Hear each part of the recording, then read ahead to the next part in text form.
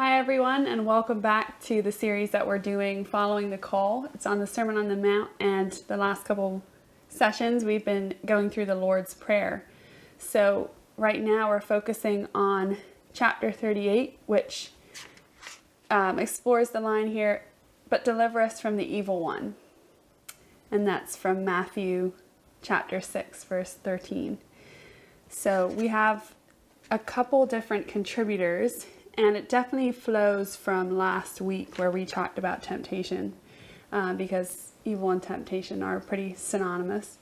But it explores a bit more the roots of evil, and I think Rich touched on this last week, but also talking about how there's a line within each individual's heart that runs through each individual's heart, where evil is present. So it's asking for deliverance from the global evil that exists and is perpetuated, but also from the selfishness, the coldness, hardness of heart that each of us have to battle within ourselves. So there's some great thoughts here from the various authors, and I just was going to kick us off with that. But Rich, what are your takeaways? I thought it was a fairly far-ranging chapter.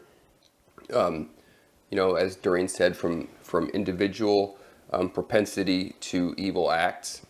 Earl F. Palmer writes about our personal responsibility for our behavior. We can't say the devil made me do it, or blame our sinful nature on anyone but ourselves. We have to take responsibility for it, and also be on guard against sin. I think in 1 Peter 5, it speaks about the devil being a roaring lion looking for someone to devour.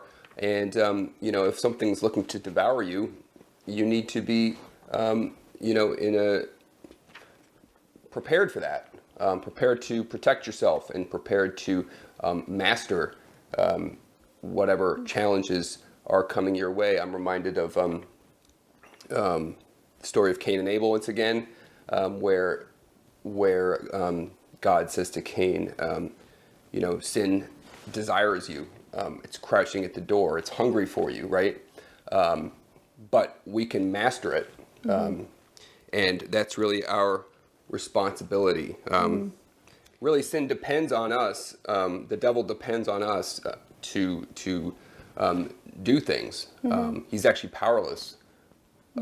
So when we pray, deliver us from evil, that's what we're praying for, is to have the strength to master sin. And Palmer also reminds us that this line talks about the great struggle, the largest battle between good and evil, and how Jesus Christ alone can win the battle, or will win the battle, against the evil one.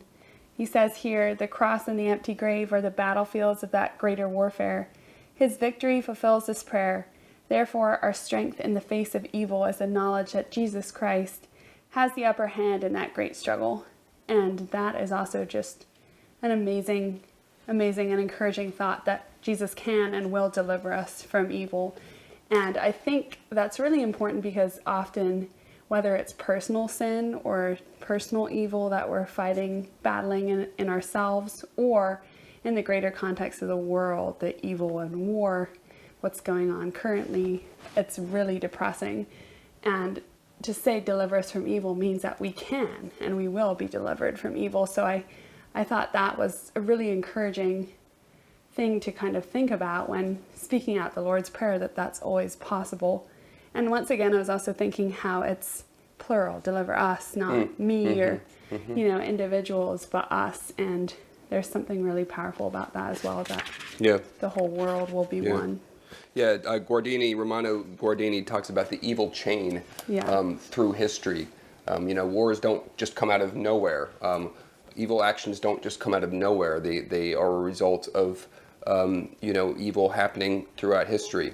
And when we pray, deliver us, we're speaking for all people. Deliver us from the evil that oppresses the world. Pope Benedict XVI reminds us, and I think this is important for many of us who live in places where we may forget our dependence on God, how much we need God. And he says, we should remind ourselves, I know that I need trials so that my nature can be purified. We need trials in our lives in order that we can overcome our own nature, our sinful nature, and be purified by God. And, he reminds us that St. Paul, in his letter to the Corinthians, writes, God is faithful and will not let us be tempted beyond our strength, but will also give us a way to escape. So I thought some very important thoughts there. But yeah, as you were saying, when we pray the Lord's Prayer, it should not be a selfish prayer. It should not just be about our own needs. It should really contemplate all of God's people everywhere, in the past, in the present, in the future, and then believing that God can truly do something for us. And actually, he's the only one who can do something. Yeah. Guardini writes, it is the deepest layer of Christian consciousness that calls out here, the layer that knows that the world cannot be patched up, that it cannot, by positive thinking or action, be turned to the good. Too much of unthinkable magnitude has happened. But what God has staked against all this is the full measure of his love. So this is a hopeful, again, part of the Lord's Prayer. To pray for and believe in deliverance from evil. Yep. So those are my thoughts. That's great.